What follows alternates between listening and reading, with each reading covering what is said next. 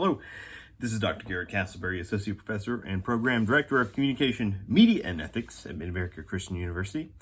I'm here with a digital dialogue, an asynchronous lecture of sorts, where I am looking at and responding to questions from our student body in the Communication, Media, and Ethics major, MACU. And the questions that we are engaging today come from Week 3 readings in Com 3533, Public Relations, Advertising, and Brand Management. Each week in the course, we study advertising from a different or distinct medium. That is to say, a mass medium of communication. And we begin with print, move into radio, and for week 3 of the course, we're looking at television advertising. And it is certainly something that many of us have grown up with and or around, but it's quickly changing. And many of your questions in week 3 do comment on that. And so it's a very interesting series of questions that we can engage. And there's definitely that conversation to be had about transition, about shifts to digital trends in the 21st century, and ultimately what Henry Jenkins calls convergence culture as a possible solution to the future of television advertising. With that being said, let's get to these questions. Let's hear from some folks. I want to start off with questions from Kelsey, who is writing here, first commenting on the Integrated Marketing Communication textbook from Robin Blakeman. Look at chapter 12, emphasis on television. First question, with streaming services taking over cable, how are ways that advertisements will be able to remain involved? Fair enough. Good question. And first thing I would point at is one of the maybe second or third strongest streaming channels or options we have out there, Hulu. And so we have, if you're familiar with Hulu, there are tiers, right? And that's a question I'll get to later, but in a little more detail. But with pricing tiers, and the medium and entry level pricing tiers have ads, right? So you're paying for ads, and you're getting it the old TV way. You're just getting a cheaper product with access to a limited amount of programs, right? So you're kind of browsing by program instead of browsing by channel. As streaming services offer us. There's also something referred to as in-program product placement. Okay, now here's an old example, but it's still relevant, and it shouldn't be too old that we don't all remember it, but American Idol. This show kind of dominated television throughout the 2000s. I definitely would not put it in that dominant category in the 2010s. And now into the 20s. Congratulations, us. But in the 2000s, American Idol was this dominant text on television, and they had a specific and significant in-product advertisement. If you can recall, and you didn't even have to be a regular viewer of that show. I wasn't, to remember it, to recall it. Let's picture for a second that there are 3 items sitting atop the judges' desks, right? The competition judges have their little desk that they're all sitting at. And what was it that was sitting on top of that desk? I see I'm giving you time to think of it on your own before I prime you. It was, in fact, they were cups. They weren't just any cups, of course. They were iconic red Coca-Cola cups. And so Coke, prominent sponsor. That's an in-product sponsorship going on right there. Other shows can feature similar products, maybe built into, the way you see vehicles pull up, on a particular show. And so maybe Chevy or Ford is a sponsor of that program. And so we see this kind of in-product placement happening with increased frequency, especially in an age where we understand that people have DVRs or they might be consuming products in alternative formats and other ways. But also, I'll save this one for a later question. I've got a goodie for us. But Kelsey wasn't the only one asking this type of question, and It's good that we're picking up on that. Let's turn to Ads, Fads, and Consumer Culture from chapter 4. On page 77, Berger writes, quote, "The impact of these commercials is not to be measured only in terms of the pressure they put on us to purchase things. Commercials and advertising in general have a much more profound impact than we imagine on our consciousness, our identities, our belief systems, our private lives, and our societies and culture in general," end quote. Large quotation. Several of you picked up on this one. That's exciting. We can sense when certain things stand out. That's a good. Do you agree with the statement? Why not? Oh, well, we can say yes. Yes, because any form of constant message has an impact on us. Okay, you can like or dislike it, but if you hear the message enough, you retain it. It is reinforcing itself.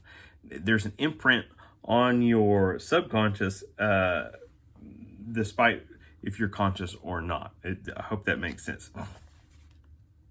And let's think of this type of example. Imagine how we now respond to our phones. Okay, so how often are you looking at your smartphone versus everyday world around you, right? How often do you now have to break or cut off your eye contact with another person or persons because you're compelled to be drawn back down to technology specifically in the form of that? And whether you realize it or not, there's a profound amount of advertising going on your smartphone devices, and it's constantly hailing you as structuralist theorists would say, and it does have a profound effect over time. On page 80, not it says, but Berger writes, quote, "If Freud is correct, something can be in our minds without our being aware of it," end quote. We're just talking about that. How might television and advertising be more harmful to us? It is for true. Well, subliminal messaging doesn't happen the way we think it does. Here's an outdated reference. There used to be an old Saved by the Bell episode where Zach Morris learned about subliminal advertising in a class. Of course, he goes on to use it to exploit his friends, his teachers, and so on. But they catch on to it, and then they trick him in reverse, right? So he's supposed to learn a lesson from it. But I bet if I remember, the episode probably ends before he really learns his lesson. Anyway, that's not quite how subliminal advertising works. We're not all quite turned into robots. Or are we? Or is it just manifesting itself in other ways? And so I double back over to like this idea of, the smartphone becoming our in and out, like the thing that is driving a lot of our decisions versus it is the tool that we use to live out, our everyday lives. And we can see where that works. We don't have to have exposure to the commercials themselves. We just need exposure to the product, the way other people are around us using it, endorsing it, and so on. And it becomes commonplace. We start to, if we don't have such an advice, we start to feel a lack. What the French theorist Jacques Lacan referred to as a theory of lack, right? This sense of not being complete without X. And advertising does that for us. That's part of the kind of the tricky business of advertising, is it intentionally creates a sense of lack and urgency within us, and thus compels us to set logic aside, right, and execute our consumer power, right? The superpower we all possess to be able to go out and buy things whether we can afford them or not. Chapter 9. On page 184, Berger writes, quote, "These questions are ones we should deal with in analyzing commercials. We may not need to cover every part of every question, but we should submit the commercial to as complete an analysis as we can," end quote. Question is, what questions do you think are most important when analyzing commercials? Well, I am not the be-all, end-all authority on advertising, but I am but a humble intermediary, right? Trying to guide us through this. The reason we're using the I-Care model of rhetorical criticism in this course is it's one of the strongest, well-rounded models with which we can analyze a text. So it's asking us just enough of the right kinds of questions to be able to accurately interpret, assess the advertisement, what it means, its quality, where it derives its power, and who it ignites response from. So that is one of a little peek behind the curtain as to why the I-Care is something we not just use but reuse.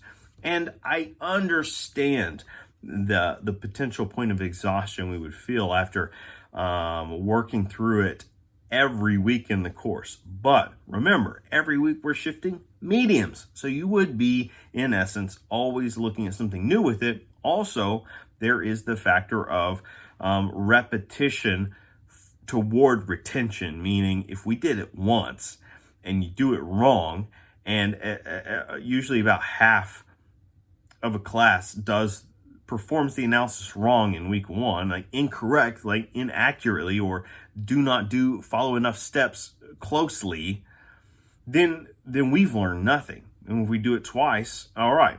But then there's that issue of we're running accelerated course and the feedback's coming and you're already on top of the next assignments. And so it's possible by week 3, you're finally seeing the feedback that's correcting things in week 1 that maybe you had already submitted in week 2.